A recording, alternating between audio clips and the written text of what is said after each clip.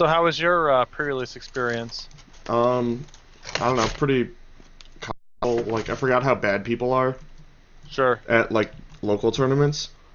So like my deck was really bad. It was like green white, and I thought like, oh man, I'm gonna have to draw Rancor a whole lot to win. And I didn't draw Rancor all that often, but people just like were chump blocking on turn 5 Sure. and like had really bad cards in their deck.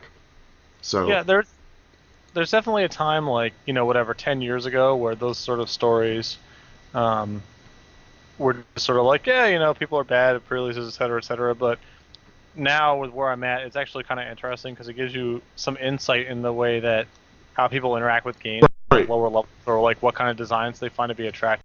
right, And I had one opponent, I was gunslinging down in San Diego, and I had one opponent play 2-cost Mill 7, sure, and I lost, two Oblivion Rings, Sarah Avenger, and the Factor Fiction Sphinx off of it. sure, So, actually, contextually, it was fine there. I'm not sure if it was worth the card, but whatever. But people were, like, freaking out yeah. about, you know what I mean? And, I mean, It's a we 7 know, for 1.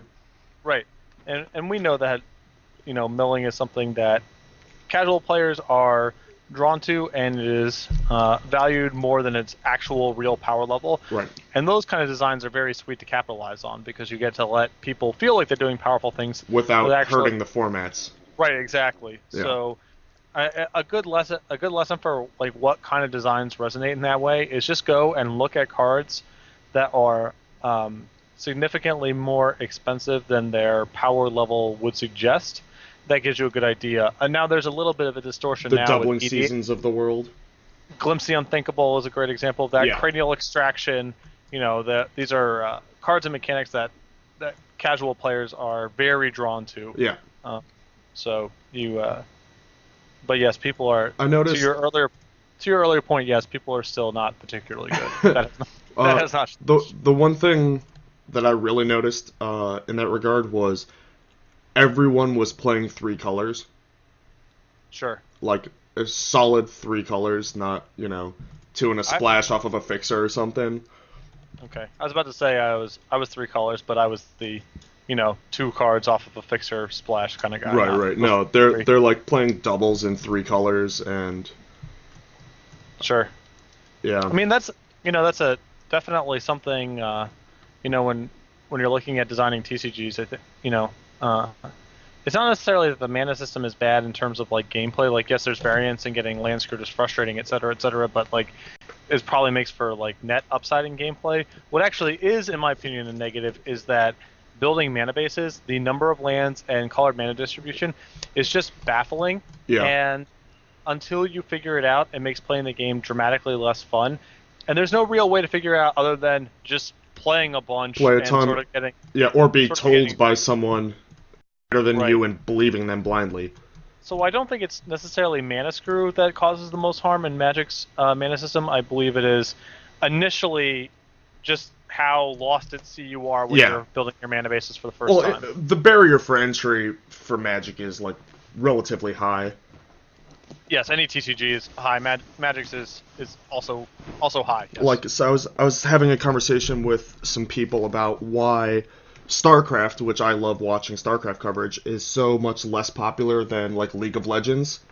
Mm-hmm. And it's basically barrier of entry. Like League of Legends, you can play and you can immediately do what you want, but StarCraft, it takes you so long to get to the point where you can even do what you want.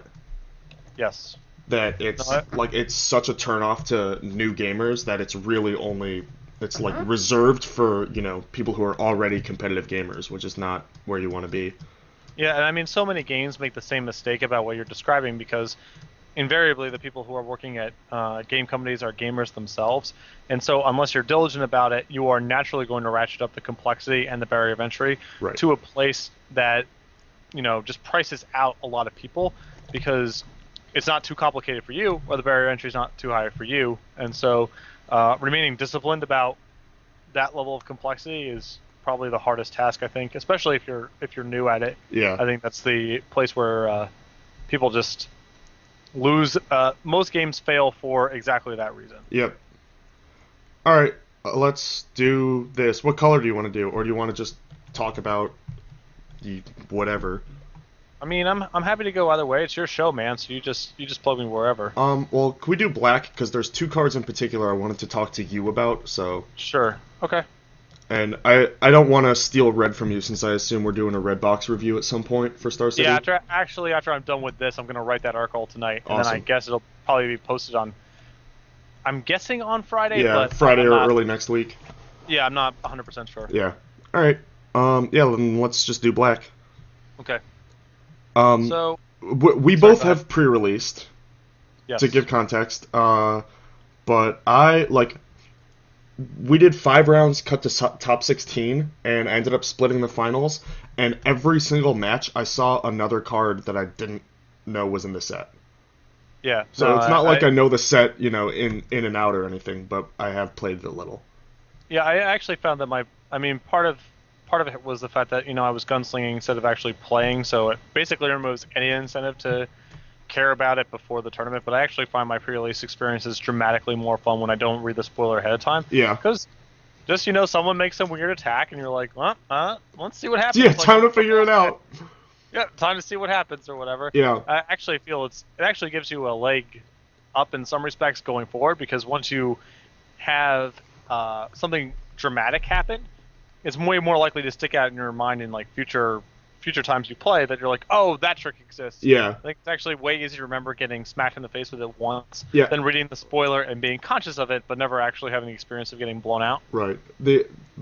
Round 1, I had played around neck snap only because there was one in my pool. Sure. Yeah. That made me feel cool, Right. I didn't do that much reading. I had some good blue and white cards, and I had a Glacial Fortress, and I was like, all right, good enough. Nice, yeah. The other parts of my card pool might have been better, but I wasn't putting my best foot forward effort-wise, so, One thing that was frustrating for a lot of my opponents was I had 2 double black knights, or protection from black knights, and 2 hill giant with hexproof. Mm-hmm. And 90% of the time I put a Rancor on one of them, they just died. Yeah. So that there is a little bit of the Invisible Stalker syndrome.